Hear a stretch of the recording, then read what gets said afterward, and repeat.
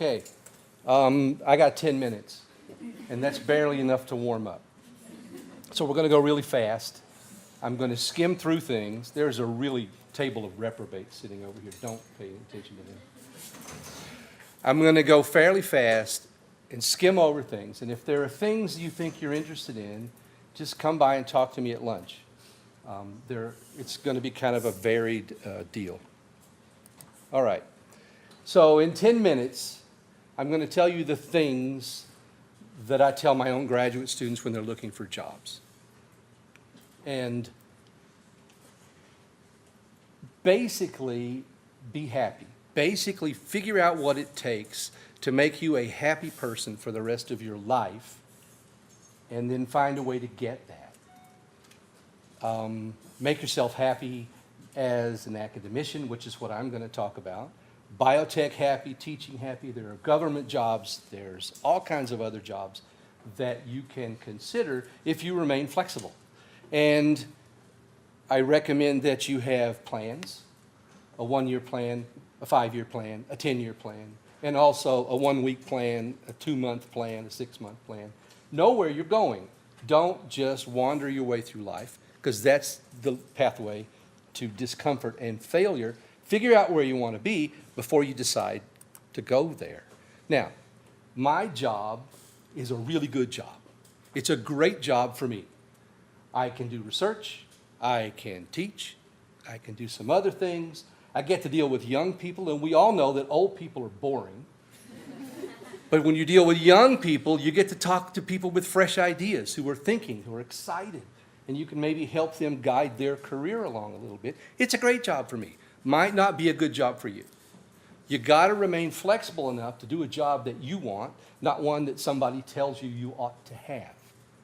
So in an academic department, if that's what I'm supposed to talk about, if that's where you're going, it should be a good department. Good personal chemistry where people will get along and help you.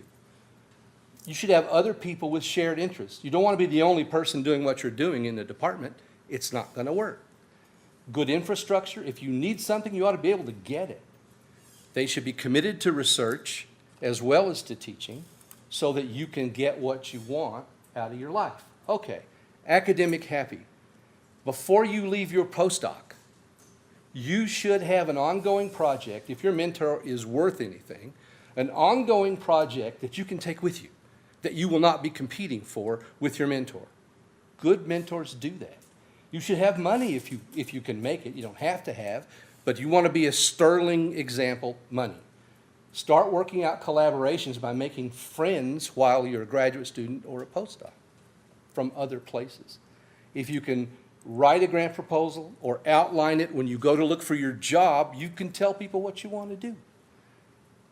Plan for big money, but also know where there are foundations that you can get small money. Keep yourself funded. It doesn't matter where it's from. And then to get the job, have a good seminar and effective chalk talk. Learn to write. Start now. Publish. And above all, be flexible. You may find that what you're doing is not what you want. What I've told my people forever, be flexible. All right, you may decide you want to do biotech. You got to do the last 4 things. The things in italics are more what you might want to do for biotech. You don't need to come in with money. You need to have a lot of knowledge. You need to have broad knowledge. You need to know techniques. You need to be able to start something. Somebody says, we want you to come and start a flow lab. And if you don't know what that is, that's okay. You should be able to do stuff like that. Read about translational science now if this is what you think you want to do. Learn how to work with a team no matter where you are and what you're doing. Don't plan to be famous in biotech. Plan to be successful. Get done what they need done, and you'll advance, as we'll see in a minute. And then have those last 4 things that's going to help you get any job, without which you won't make it. Now, suppose you decide you want to teach. How can you be teaching happy in a small college where that's what they do for a living? Be broad in your knowledge, accumulate expertise. Try to get teaching experience. Now, I don't mean be a GTA. And I'll tell you a story, if there's time, about how one of my students did that. Look at what's new teaching. There's all kinds of new approaches. If you're going to go to a small college and teach, figure out what people are thinking about that. One of the best things that one of my students did was find some small research that she could use to help undergraduates succeed in science that doesn't cost much, and she uses it all the time in her classes in a small college. Learn to speak, learn to organize, and then to get the job you need 7 through 10, and always be flexible. Now, what about government stuff? If you read my bio, and I doubt that you did, you'll notice that I spend a lot of time consulting with the FDA, so I know what some of these folks do. It's a respectable job. There's great stuff available in the government. And you need all these things that are listed. The one in italics tells you a question to understand. What is your job going to be? Some of these jobs are science. Some of them are investigation. Some of them are about law. Some of them are about legislation. But they all want a scientist to do them. So there's lots of things to be done. There's science writing to be done. I'm going to tell you a story about that, too. I forgot to set my stopwatch, so I've got no idea how much longer I have. And then all of this other stuff. So to my graduate students who are graduating and leaving, whatever happens, I tell them, I'll be proud of you if you make yourself professionally happy. I don't care what you do. I just want you to do it and be happy with it. Okay? 3 minutes. All right, I'm going to show you, thank you very much. I'm going to show you some specific people who come out of my lab. I put all of them in so you'll know I'm not just cherry picking, but I'm only going to talk about a few. Bev Benson was a graduate student with me. She did a really great postdoc, as you can see, number 2. And she decided she wasn't designed to do science the way I do science. So she learned to do clinical studies. She worked for a while in various places, went to Amgen and was managing clinical research. Then she got recruited by Jazz Pharmaceuticals, a startup, at which place she got stock options. Within about 4 years, the stock options exploded. She's not affluent. She's rich. She lives in downtown San Francisco in a house that has a guest house. I've been in it. So she's kind of semi-retired. She works when she wants to for Jazz or for somebody else. And she was just elected to the National Board of Directors for the Ph.D. Foundation, polycystic kidney disease. She's happy. I'm proud of her. Lisa Felzine is teaching at Rockhurst. She was doing a postdoc, decided the same thing Bev did. I'm coming home, she said. And she got married. She has a family, which is what she wanted.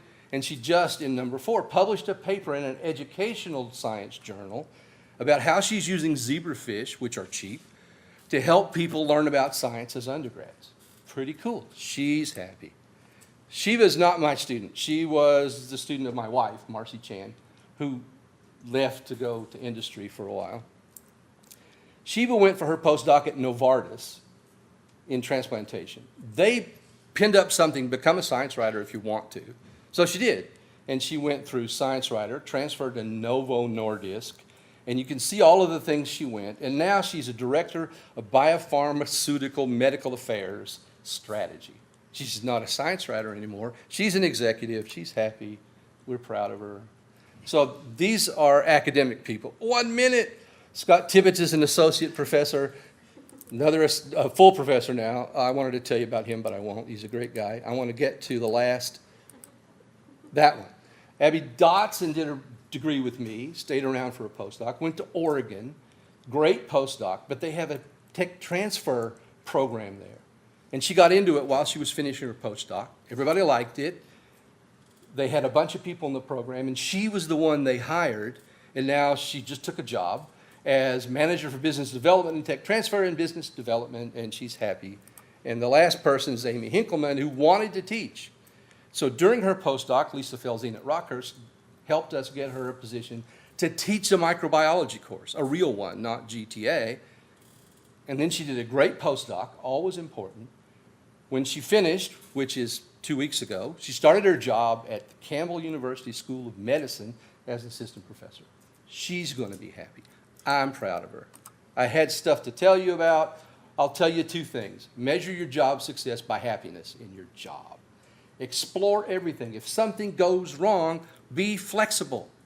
If you can't fix it, find something else to do that makes you happy. Sorry it took so long.